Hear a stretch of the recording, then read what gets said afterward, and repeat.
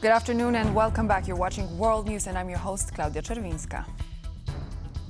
Ukraine's parliament has passed a new anti-corruption bill rolling back a law enacted earlier this month that provoked protests and international backlash owing to fears that it was watering down the country's efforts to battle graft. On the ground in the Ukrainian capital is our correspondent Oz Kataji, who has more. Ukraine's parliament, the Verkhovna Rada, has passed a bill restoring the independence of the country's two leading anti-corruption agencies, the National Anti-Corruption Bureau of Ukraine and the Specialized Anti-Corruption Prosecutor's Office, following a move last week by Zelensky's government to strip those bodies of their independence and subordinate them to the country's politically appointed Prosecutor General. Now, that move triggered a wave of protests on the streets, not only here in Kyiv, but across Ukraine, as demonstrations took to the streets to display their anger at what they saw as government overreach. Now, President Zelensky will be hoping that this bill, which passed comfortably through Parliament with 331 deputies voting in favour of it, will go far enough to allay the concerns of those protesters. Let's take a listen to the statement that he released shortly after this bill was published. I have just signed the document, the text of which will be published immediately. It guarantees the proper and independent operation of anti-corruption bodies and all law enforcement agencies in our country.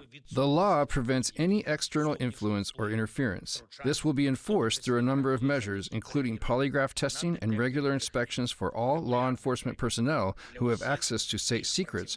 Now, in another sign that Zelensky U-turning on this decision was meant to persuade those protesters that the government is listening to their concerns, this bill was voted in the first live-streamed vote of the Verkhovna Rada since the full-scale invasion began. So a really major situation here unfolding in Ukraine, with the government going to lengths to try to make sure that those protesters believe that the Ukrainian government is listening to their concerns. Zelensky has U-turned on this bill and has restored the independence of those anti-corruption bodies. The question will be now whether it goes far enough to assuage those protesters' concerns.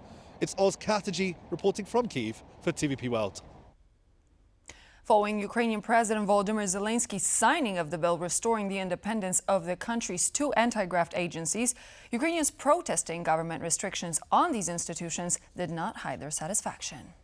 The night was difficult. I didn't sleep, and it wasn't fun at all because of the Russian attack. But I came here anyway, met some of my acquaintances that gathered today with one goal, and the goal was reached, so I'm satisfied with this day. It's a great news that the law was adopted. It's a very positive result for us, but there is a lot of work to be done for the anti-corruption institutions to work properly. It is important for me personally, because I see Ukraine as home for my children, and it's important for the anti-corruption institution to exist and be independent, because if they are not independent, they couldn't work properly. It's important. Someone fights on the front lines, someone should control the government. I'm happy that young people came out and showed that it's not the way to go. President of the European Council António Costa commented on the recent legislative changes restoring the independence of Ukraine's anti-corruption bodies, describing the new bill as a welcome step. Costa also stressed the importance of continuing reforms to strengthen the rule of law in the country. President Zelensky's signature on the law restoring NABU and SAPO independence is a welcome step. Ukraine's rule of law and anti-corruption reforms should continue.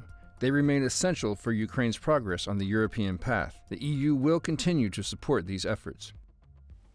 Former Russian President Dmitry Medvedev is, quote, entering very dangerous territory, U.S. President Donald Trump has said in a post on social media.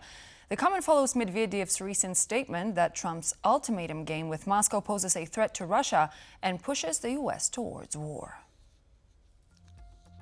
I don't care what India does with Russia. They can take their dead economies down together for all I care. We have done very little business with India.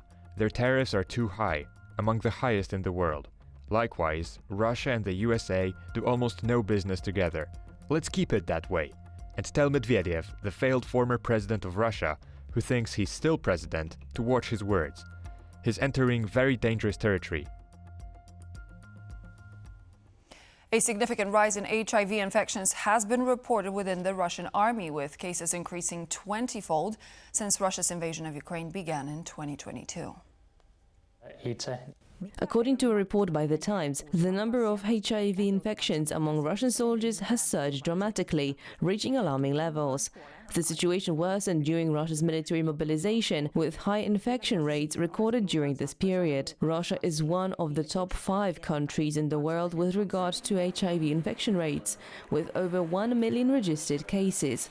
Experts believe that the actual number could exceed 1.5 million. Russia alone accounted for nearly 4% of the world's HIV infections in 2021, despite its population being less than 2% of the global total. Belarus's democratic opposition says President Alexander Lukashenko is preparing the country for war. They cite recent changes in legislation as well as new investments in what's been called war infrastructure as evidence. Our reporter Kazimierz Łysiak has more.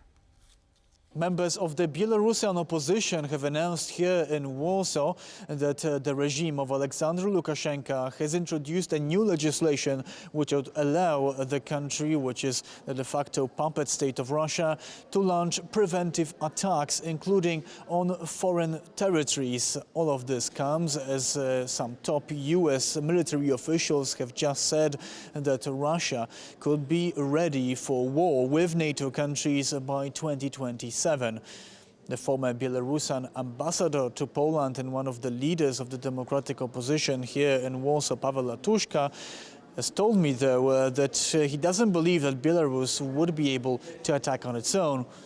But with Russia, now that could be a different case. He changed system of mobilization. Everybody can be mobilized through using SMS messengers. He changed information sphere. He changed ideology. He also made a huge work with children. He also developed infrastructure for the situation of the war. And he is, in his words, very often mentioned that we are preparing for the war. He's telling for the people, for the nation. I've also spoken to Mr. Latuszko about Andrzej Poczobut, one of the Polish activists who is currently imprisoned in Belarus for his political activities. He told me that the contact with any political prisoners, and there are more than 1,300 political prisoners in Belarus right now, is very difficult because the regime doesn't make it easy to get in touch with them. He said that the Polish government is doing everything it can to get Poczobut out, but it's not easy when dealing with a regime of Alexander Lukashenko. From Warsaw, Kazimierz Łysiak, TVP World. Canadian singer Bryan Adams' name is now part of the Walk of Fame at Wawel Castle in Kraków, Poland. Embedded in a brass star, the rock legend's full name has joined the likes of Celine Dion and Michael Jackson. Adams' visit to Krakow to see his Walk of Fame star coincides with his 12th concert in the country, thanks to the rock star's immense popularity in Poland. Known for hits such as The Summer of '69, Heaven and Run to You, Adams revealed that during his Kraków concert he will play songs from his soon-to-be-released 17th studio album, Rolling with the Punches. When asked to comment on his induction to the Walk of Fame, Bryan Adams said he was very touched and honored to know that Poles want Canadian singer to have a star of his own. And so this would be all the latest news for now. Thank you so much for joining. I'm Klaudia Czerwińska, but please do stay tuned. We have The Bottom Line with Marie Cato coming up right after this show.